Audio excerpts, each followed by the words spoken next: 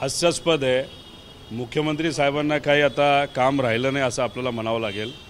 महाराष्ट्रामध्ये ज्या पद्धतीचं करप्शन चालू आहे, भ्रष्टाचार चालू आहे, त्या बाबतीत अनेक उदाहरणं पुराव्यासकट आम्ही सरकारसमोर आणलेली आहेत।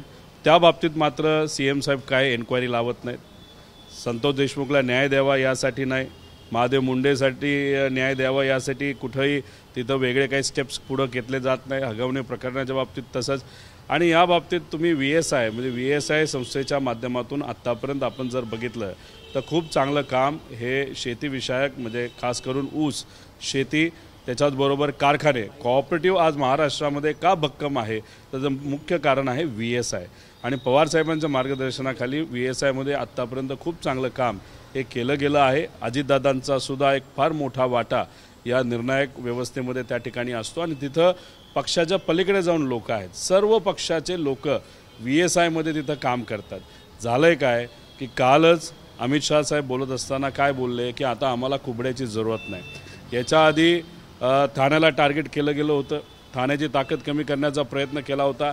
आता दादा VSI मध्ये आहेत म्हणून आता कुठेतरी मोर्चा भाजपली बारामतीकडे वळवला का काय असं आपल्याला म्हणावं लागेल। पण हास्यास्पद आहे। एन्क्वायरी करायची असेल तर बाकी विषयामध्ये करा। अनेक करप्शनचे विषय आम्ही पुढे आणलेले आहेत, त्या बाबतीत मात्र तोंडावर बोट आणि नको त्या विषयामध्ये एन्क्वायरी लावतात। आता याला वेगळं काय कारण असेल का? VSI म्हणजे एक ट्रस्ट आहे, VSI मध्ये केलेलं काम हे आजपर्यंत सगळ्यांनीच अप्रिशिएट केलेलं आहे। मोदी साहेब स्वतः त्या कार्यक्रमाला आले होते, त्यांनी स्वतः तिथं सांगितलेलं आहे आणि पंतप्रधान जेव्हा तिथे येतात तेव्हा त्यांचा अभ्यास नाही तर त्यांचा कार्यालयाचा अभ्यास त्या संस्थेबद्दलचा खूप जास्त झालेला असतो। आता ह्यांच्या का पोटात दुखते मला माहीत नाही, तर कुठेतरी असंच म्हणावं लागेल अजितदादांना प्रत्यक्षपणे टार्गेट करायचं का काय का केलं जातं का काय असं आपल्याला म्हणावं लागेल। साखर सहकारी कारखान्याच्या निवडणुकीत देखील तशाच पद्धतीचं स्वरूप पाहायला मिळालं होतं। भाजपचेच काही नेते मंडळी अजितदादांच्या विरोधात सगळी निवडणुकीत उभी होती। अजितदादांचेच काही नेते आणि सोलापूरचे माजी आमदार हे भाजपच्या मार्गावर तिथं आहेत। म्हणजे भाजप काय शांत बसले असं नाही, भाजपची वृत्ती प्रवृत्ती अशी आहे की वापरा आणि फेकून द्या आणि तेच आता कुठंतरी होताना दिसते। कुबड्या नको असं आता अमित शाह साहेबांनीच काल तिथं मुंबईत येऊन सांगितलेलं आहे।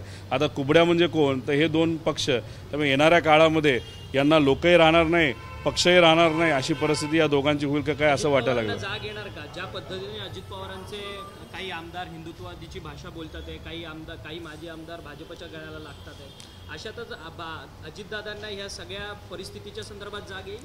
नाही बघा, दोन्ही पक्षाच्या बाबतीत तेच होतं आहे। आणि तुम्ही अहिल्यानगर शहराबद्दल बोलत असतात म्हणजे संग्राम जगतापबद्दल बोलत असाल तर त्यांची आणि भाजपची ऑलरेडी बैठक झालेली आहे। ठरलेलं आहे की येणाऱ्या 2029ला ते भाजपच्याच तिकीटवर तिथं लढणार आहेत, म्हणून तर भाजपची भाषा आता तिथं करत आहेत। आता अजितदादांनी तिथं ॲक्शन घेऊन सुद्धा तिथं त्यांना सांगून सुद्धा जर संग्राम जगताप शांत बसत नसतील मग कुठेतरी आता त्यांनी नेता त्यांचा बदलला हे कुठेतरी स्पष्ट आहे।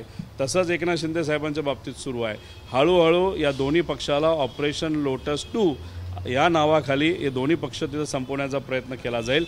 29ला म्हणजे आमच्याबरोबर विचार तरी आहेत, आमच्याबरोबर लोक तरी आहेत, पण 29ला हे दोन पक्ष जे आहेत कुबड्या, अमित शाह ज्याला कुबड्या म्हणतात, या कुबड्यामध्ये नेते राहणार नाहीत, लोकही राहणार नाहीत। उद्या अशी परिस्थिती होईल कदाचित या दोन्ही पक्षाला परत एकदा एकनाथ शिंदे साहेबांना उद्धव ठाकरे साहेबांकडे आणि दादांना साहेबांकडे चर्चा करण्यासाठी यावं लागेल 29ची लढाई कशी लढायची।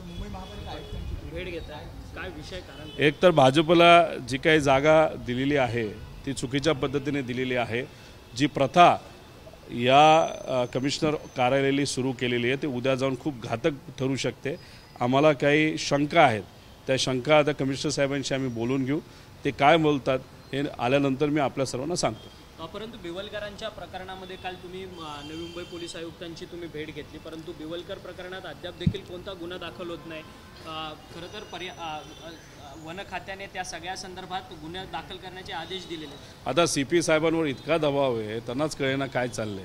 आता आम्ही जेव्हा त्यांना भेटलो आणि त्यांना सांगितलं अहो राज्य सरकारमध्ये असणारा एक विभाग म्हणजे कुठला तर फॉरेस्ट विभाग, वन खातं, यांनी तुम्हाला पत्र लिहिलं आहे पोलिसांना की बिवलकरवर कारवाई करा, तरी तुम्ही कारवाई करत नसाल आणि ते आम्हाला काय सांगतं, आम्हाला सुप्रीम कोर्टचा अभ्यास करावा लागेल, आम्हाला विविध गोष्टींचा अभ्यास करावा लागेल. आता पोलिसांनी एवढा अभ्यास सुरू केला तर काय चमत्कारच या महाराष्ट्रामध्ये त्या ठिकाणी होणार आहे. सरळ सरळ तुमचा वन विभाग म्हणतोय की या बिवलकरवर कारवाई करा, तरी तुम्ही कारवाई करत नसाल तर तुमच्यावर कुठं ना कुठेतरी प्रेशर आहे.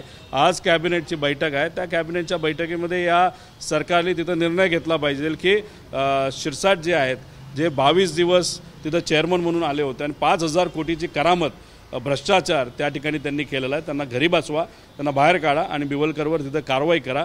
आणि कुठंतरी या राज्य सरकारमध्ये असणारे नेते जे काय जमीन माफिया झालेले आहेत, जसं पुण्यामध्ये जैन हाऊसिंग सोसायटीचं आपण बघितलं तर तिथेही भाजपचाच एक नेता हा जमिनीचा माफिया झाला आहे. भाजपचं कार्यालय सरकारी जमीन सहजपणे त्या ठिकाणी दिलं जातं, तिथेही आपल्याला जमीन माफिया आणि अशा विषय फक्त हे दोनच आहेत असं नाही, असे अनेक विषय आहेत. त्यामुळे या सरकारमध्ये कॉन्ट्रॅक्टर, जमीन माफिया, गुंड ह्यांचं हे सरकार आहे, सामान्य लोकांचं नाही असं आमचं मत आहे. कुठेतरी निवृत्तीची संकेत ते स्वतः देतात आहेत. ते म्हणतात की नगरसेवक झालो, आमदार झालो, मंत्री झालो, शून्यातून विश्व निर्माण केलं आणि आता मात्र कुठेतरी थांबायची गरज असते. त्यामुळे आता त्यांना कुठेतरी जाणवायला लागलं, अंगलटी यायला लागलेलं आहे. कारण का आम्ही जे पुरावे पुढे घेऊन चाललेलो आहोत ते सगळे पुरावे हे शिरसाटांच्या विरोधातले आहेत.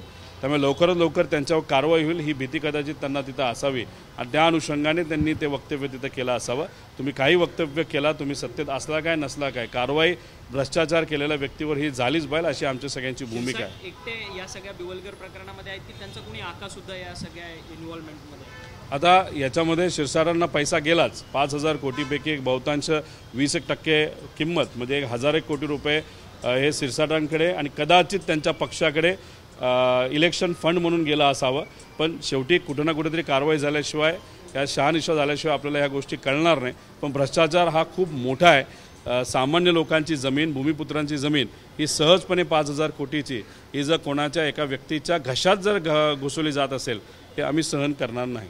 निंबाळकरांना फलटण डॉक्टर हत्या प्रकरणात कुठेतरी क्लीन चिट देण्याचा प्रयत्न स्वतः मुख्यमंत्र्यांकडनं सगळ्या स्टेजवरतून होताना पाहायला मिळतं भर सभेमध्ये. कशा पद्धतीचं चित्र? कारण की संपदा मुंडेंची आत्महत्या झाली, तिने आत्महत्या होत असताना नावं सुद्धा हातावरती लिहून दिली. नाही, बिवलकरांच्या बाबतीत तुम्ही जर बघितलं तर आम्ही जेव्हा CPNना भेटतो ते म्हणतात आम्हाला हे वाचावं लागेल, ते वाचावं लागेल. म्हणजे आम्हाला अभ्यास करून तुम्हाला सांगता येईल की खरंच काय तिथं घडलं आहे. आणि फलटणच्या बाबतीत, या प्रकरणाच्या बाबतीत कुठंच काय न करता तुम्ही सहज भाषणाच्या माध्यमातून तिथं जाहीर करून टाकता. म्हणजे झालं असं आहे की तुम्ही बोललात म्हणजे सगळं क्लिअर, अशी कदाचित भूमिका CM साहेबांची असावी. पण जे काय चाललं आहे या राज्यामध्ये आणि खास करून देवेंद्र फडणवीस साहेबांच्या राज्यामध्ये हे या राज्याच्या भविष्यासाठी योग्य नाही. ABP माझा, उघडा डोळे बघा नीट.